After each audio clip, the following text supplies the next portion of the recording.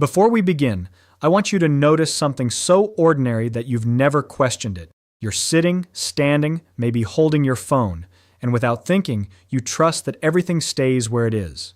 You drop something, it falls. You jump, it brings you back. It feels obvious, predictable, almost boring. We give it a name, gravity, and move on, as if we've understood it. But what if that confidence is misplaced? What if the very thing you experience every second of your life is not what you think it is? Not even close. What if I told you that you are not being pulled down at all? That space itself is quietly shaping your path, bending your motion, controlling even the flow of time around you. And stranger still, what if the deeper we look, the less certain we become about what gravity really is? This isn't just another explanation of why things fall. This is a journey into one of the most familiar mysteries in existence, something so close to you that you've never stepped back to question it.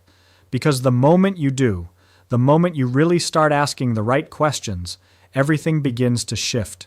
The ground beneath your feet is no longer just ground. The sky above you is no longer empty. And gravity stops being simple. So stay with me, because by the time we're done, you won't just understand gravity differently. You'll start to see reality itself in a completely new way. The first idea to confront is the assumption that gravity is a simple pulling force, like a rope drawing objects together. That picture feels natural because it matches everyday experience, but it turns out to be a convenient illusion. The deeper description comes from Albert Einstein, who proposed that what we interpret as a force is actually the result of geometry. Space is not an empty, rigid container. It behaves more like a flexible fabric. When mass is present, it distorts this fabric, and objects move along the curves created by that distortion. This is captured by the general relativity, which replaces the idea of force with the idea of curved space-time. If you imagine drawing the straightest possible line on a curved surface, that path will appear bent from an outside perspective. Objects in the universe are simply following these straightest paths, called geodesics, through a curved geometry.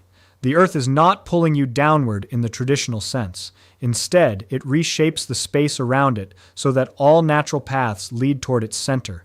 What feels like a force is actually your attempt to resist that natural motion, such as when the ground pushes up against your feet.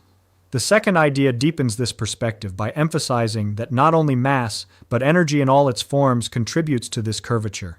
The relationship can be summarized by a profound principle.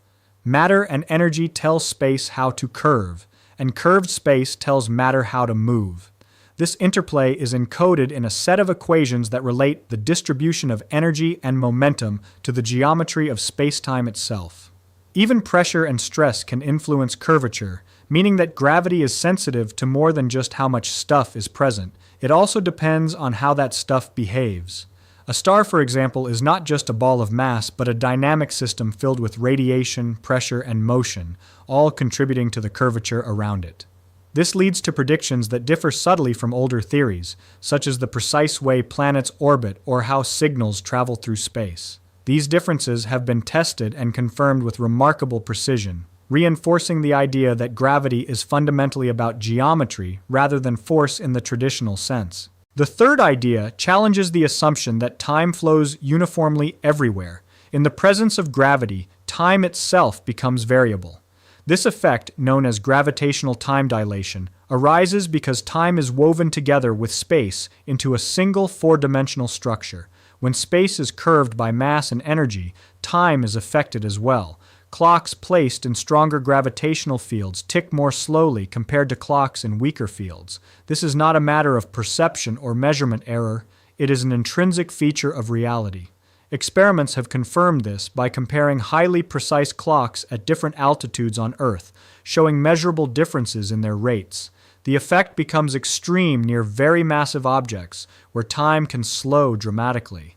This leads to scenarios in which two observers experience vastly different amounts of elapsed time depending on their location and motion. The idea that time is not absolute but depends on gravitational context reshapes our understanding of causality and simultaneity, revealing that the flow of time is not a universal constant but a local property influenced by the structure of space-time. The fourth idea extends the influence of gravity to light itself, which initially seems paradoxical. Light has no rest mass, so under a simple force-based model of gravity, it should not be affected. However, because gravity is not a force but a curvature of spacetime, anything that travels through space, including light, must follow the geometry of that space.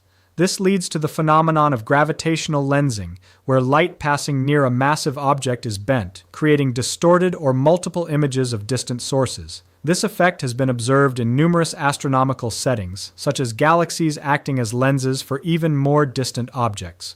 The bending of light also implies that gravity affects the path of information itself, since light carries signals across the universe. In extreme cases, such as near a black hole, the curvature becomes so intense that light can be trapped entirely, unable to escape. This demonstrates that gravity's reach extends beyond matter to the very structure of causal communication in the universe, influencing not just where things go, but what can be seen and known. The fifth idea introduces a surprising contrast between gravity's apparent dominance and its intrinsic weakness. Among the fundamental interactions, gravity is by far the weakest when compared at the scale of particles. The electromagnetic force, for instance, is enormously stronger, easily overcoming gravitational attraction in everyday situations. A small magnet can lift a paperclip against the gravitational pull of the entire Earth, illustrating how weak gravity is at small scales. Yet gravity becomes the dominant force on large scales because it has two unique properties. It is always attractive, and it acts on all forms of energy and matter without exception. Unlike electric forces, which can cancel out due to positive and negative charges, gravitational effects accumulate. Every particle contributes in the same direction, leading to a cumulative influence that shapes the structure of the cosmos. This is why gravity governs the motion of planets, stars, and galaxies, despite being negligible in the interactions of individual particles.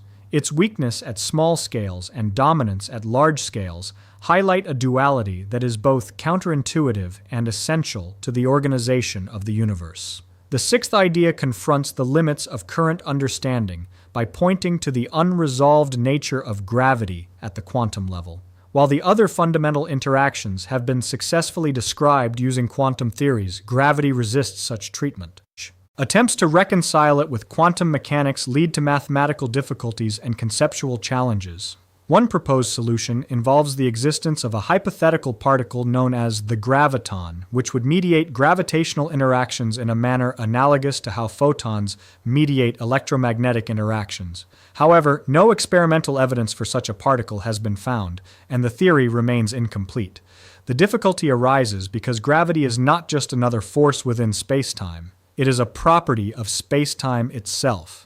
Quantizing gravity would therefore require a framework in which the geometry of spacetime can exhibit quantum behavior, a task that has proven extraordinarily complex. Various approaches, such as string theory and loop quantum gravity, attempt to address this problem, but none have yet achieved definitive empirical validation.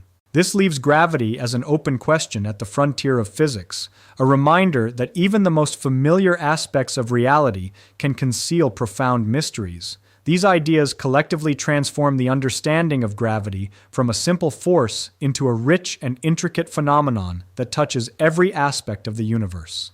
The shift from force to geometry, the influence on time and light, the contrast between weakness and dominance, and the unresolved quantum nature all point to a deeper structure underlying reality.